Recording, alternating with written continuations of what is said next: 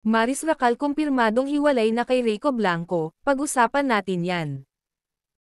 Pero bago ang lahat, kung di ka pa nakasubscribe sa ating channel ay huwag kalimutan mag-subscribe para lagi kang updated sa latest chika.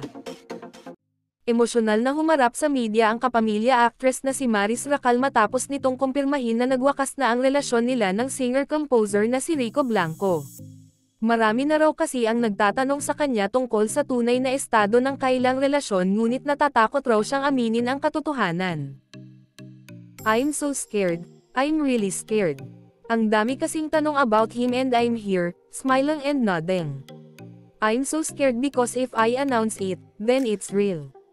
Yeah, Rico and I really over," saad ni Maris. Amin niya, fresh pa ang kanilang hiwalayan at nangyari lang ito ilang linggo pa lamang ang nakalilipas. "It's been few weeks, loneliest and emptiest few weeks I ever experienced in my life," malungkot pang sabi ni Maris. Wala rin raw siyang maiksing sagot sa kung ano ang naging dahilan ng kanilang paghihiwalay. "Well, wala akong short answer for it. Hindi ko rin siya malabas na isang statement lang kasi hindi ganoon kadali. Hindi ganoon kadali, kasi, sobrang complicated niya, ng situation. Rico and I, our universe was so beautiful. It was so full of love, laughter, and music, everything. Sa 5 years namin together, we are always on the same page, always on the same page. And I don't know what happened to that," say ni Maris. Ngunit matapos ang ilang taon ay tila hindi na aligned ang gusto ng dalawa at aminado ang kapamilya star na dumadaan siya ngayon sa pagbabago kung saan nais niyang i-improve ang sarili. "Maybe I turned to the next page. I saw a new perspective sa life. I had vision sa who I want to become, how I want to evolve. I'm so curious about the world. And the truth is, I am going through changes. And alam naman natin yun na changes either good or bad.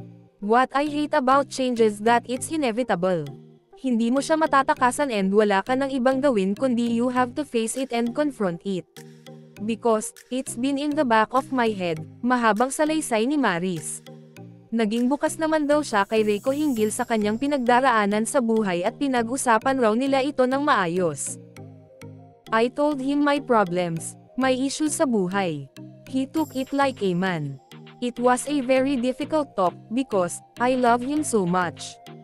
I love him and he loves me, but I have so many questions about my life and how will I go on sa buhay," kwento pa ni Maris. Sa kabila nito ay inamin naman niya na maayos silang naghiwalay ng singer-songwriter. "That was so difficult, but it was a very polite separation. Up to the very end of a relationship. It is still full of love. Full of understanding. Rico is one of a kind. If only I could skip through my 20s, you know. But I can't. I have to face it. I have to sit with my feelings and acknowledge my changes," ani Maris. Anong masasabi nyo sa ating chismis ngayon? Mag-comment na at subscribe para updated ka sa latest chika na gaya nito. Maraming salamat po.